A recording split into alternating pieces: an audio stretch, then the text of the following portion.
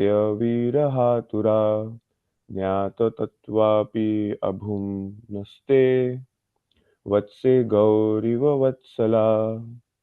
Translation: Devahuti's husband had already left home and accepted the renounced order of life, and then her only son, Kapila, left home.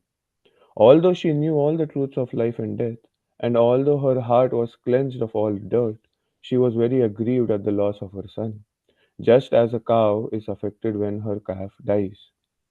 Purport by His Divine Grace.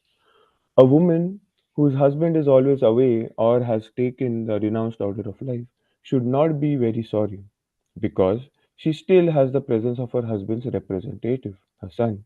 It is said in the Vedic scriptures, Atmaiva putra jayate.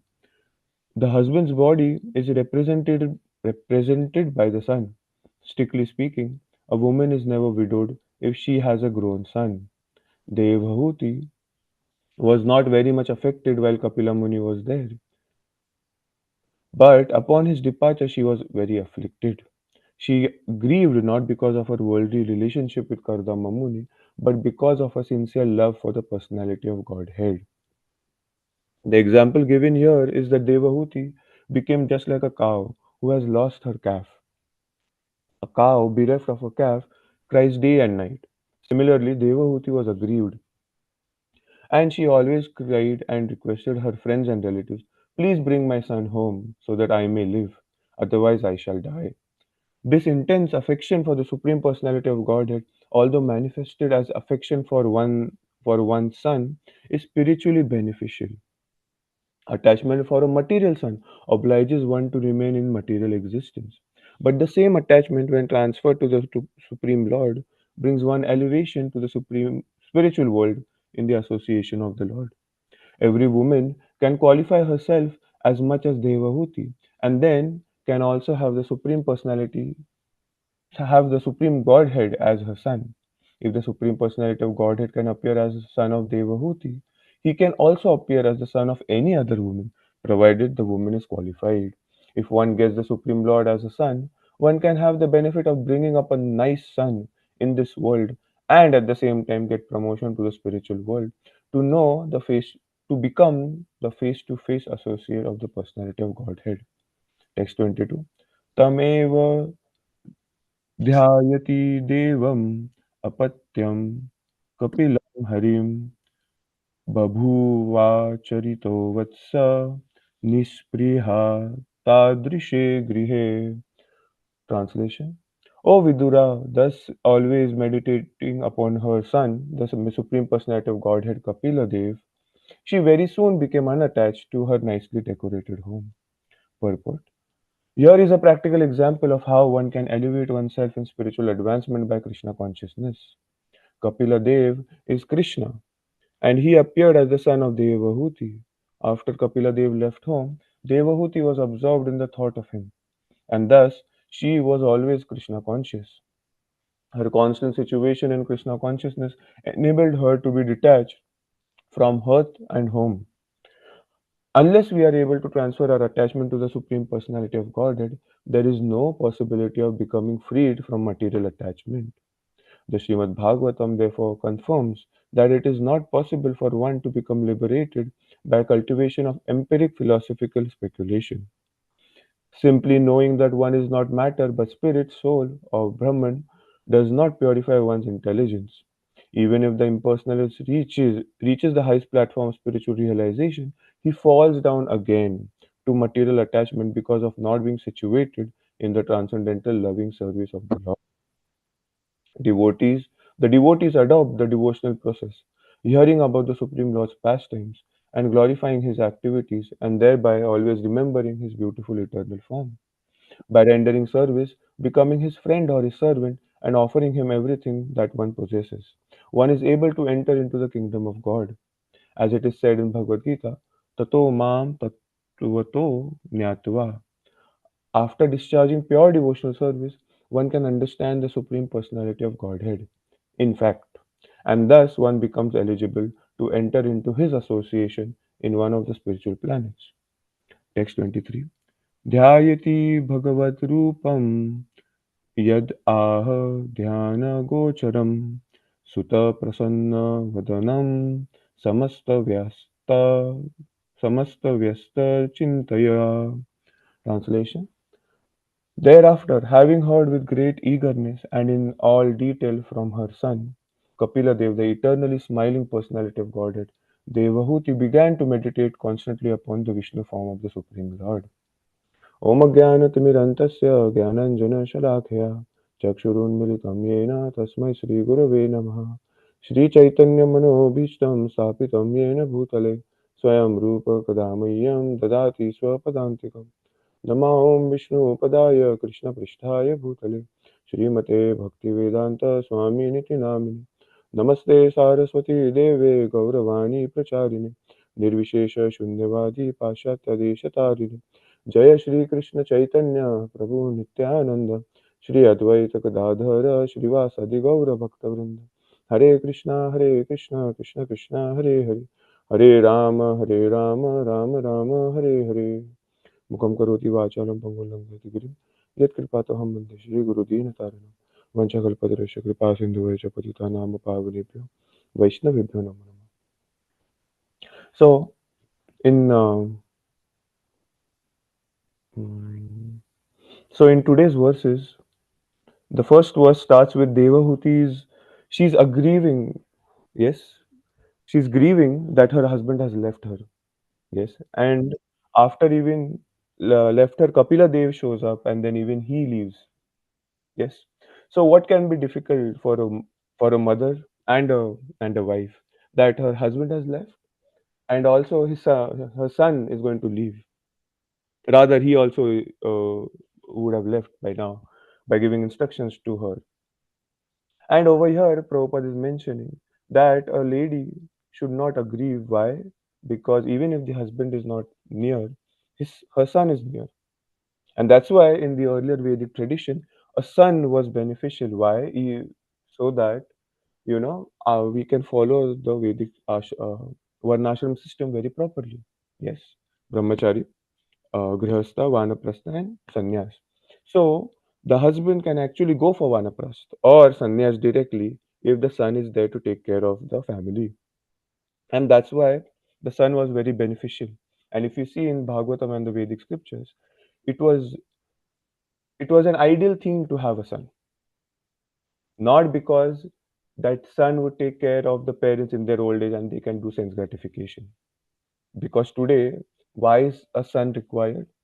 So that the parents can retire nicely, so that the son can take care of the parents, and so that they can enjoy and do sense gratification. They don't have to earn, and the son is going to actually provide them with money. But this is not the purpose of why a son was required.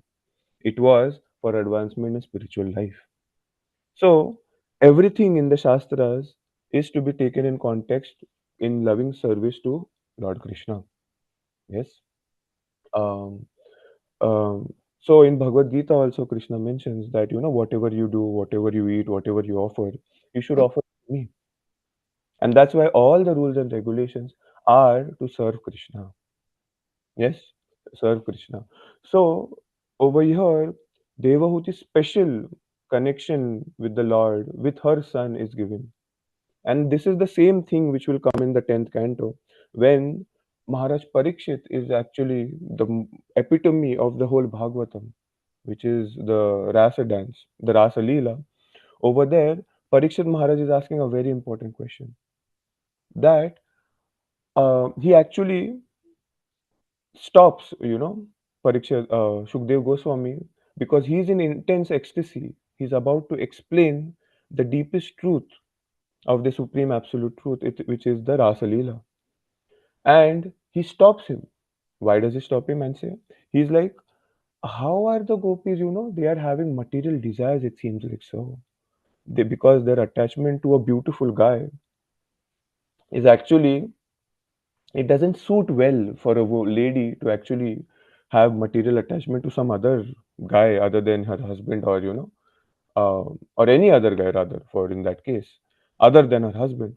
So this doesn't suit well. Why are these gopis acting so ill religiously?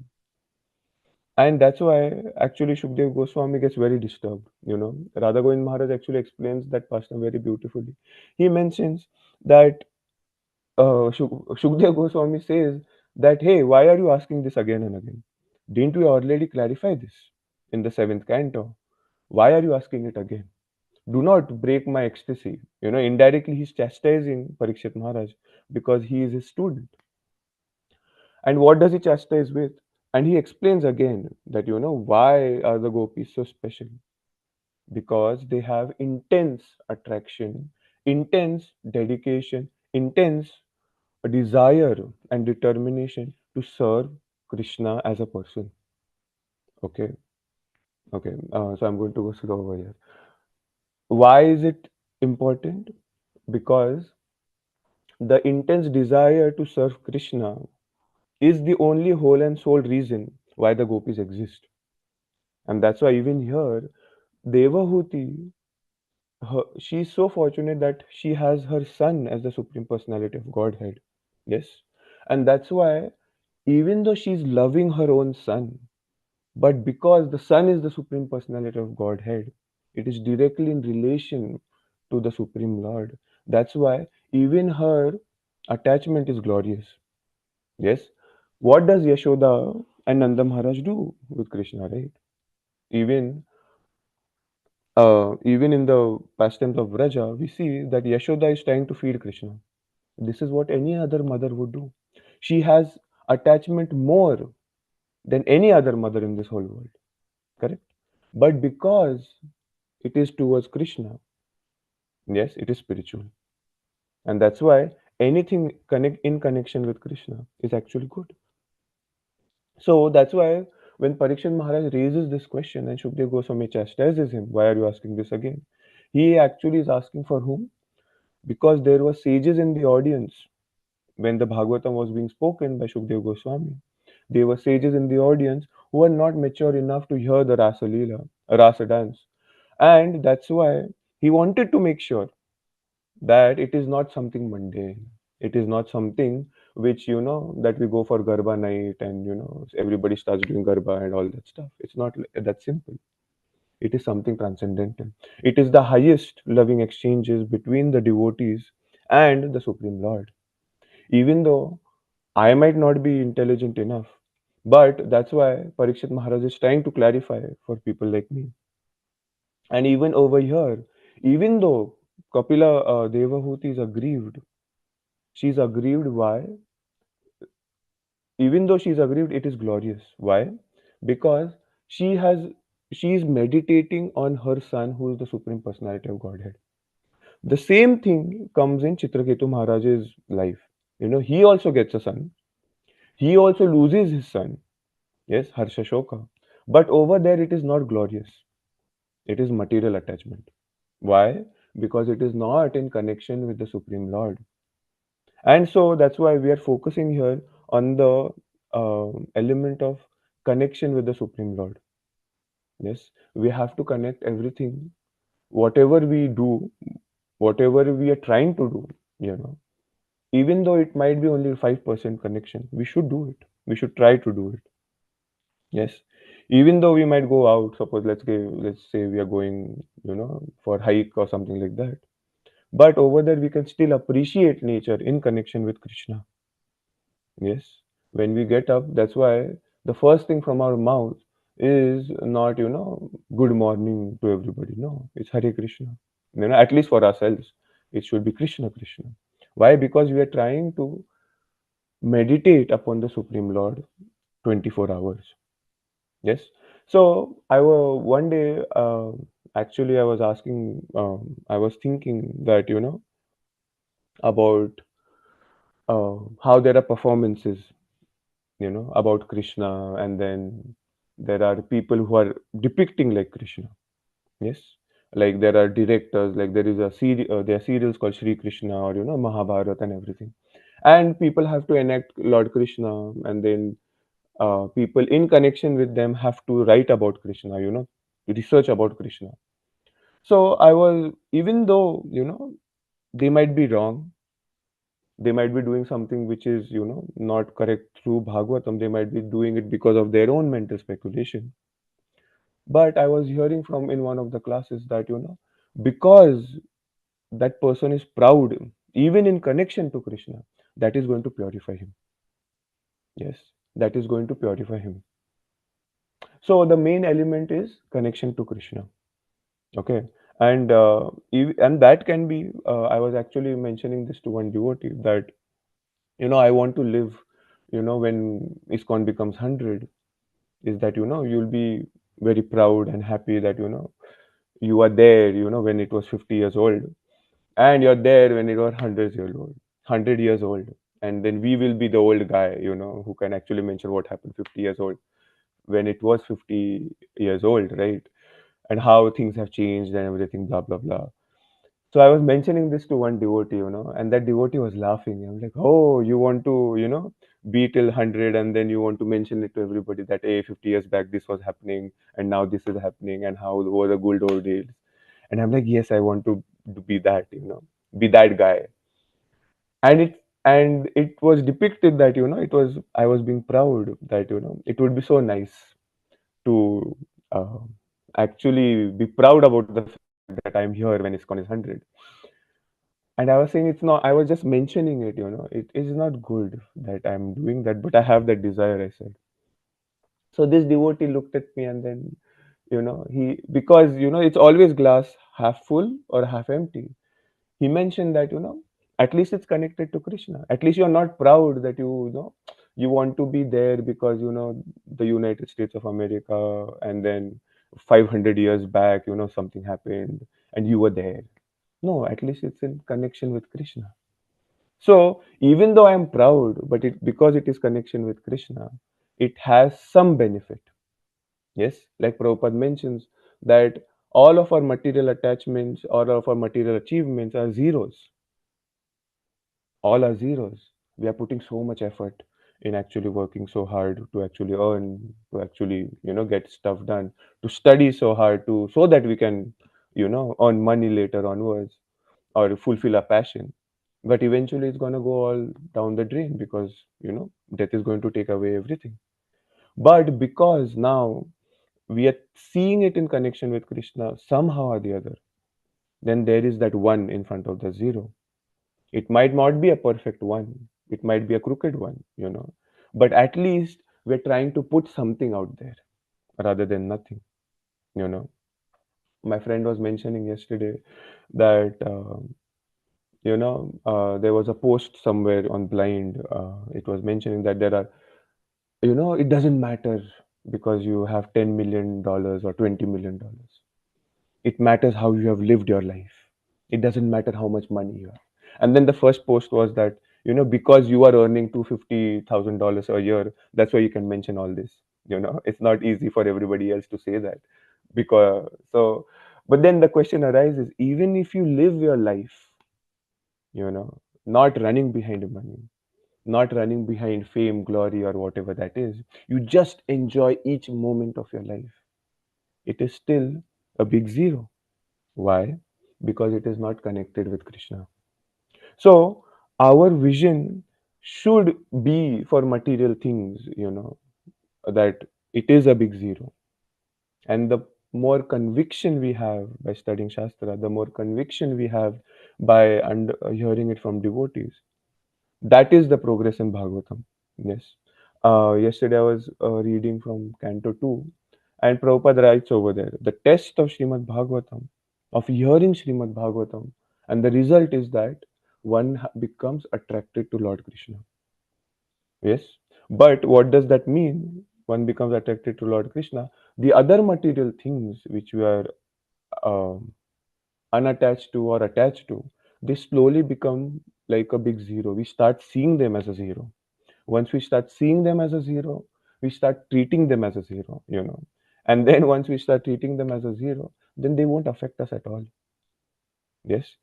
That's why it's very important why we hear Shrimad Bhagavatam and why we hear it and why we come to the temple and associate with devotees. It's because to see that a zero is a zero and not start having an illusion that it is a one. Yes.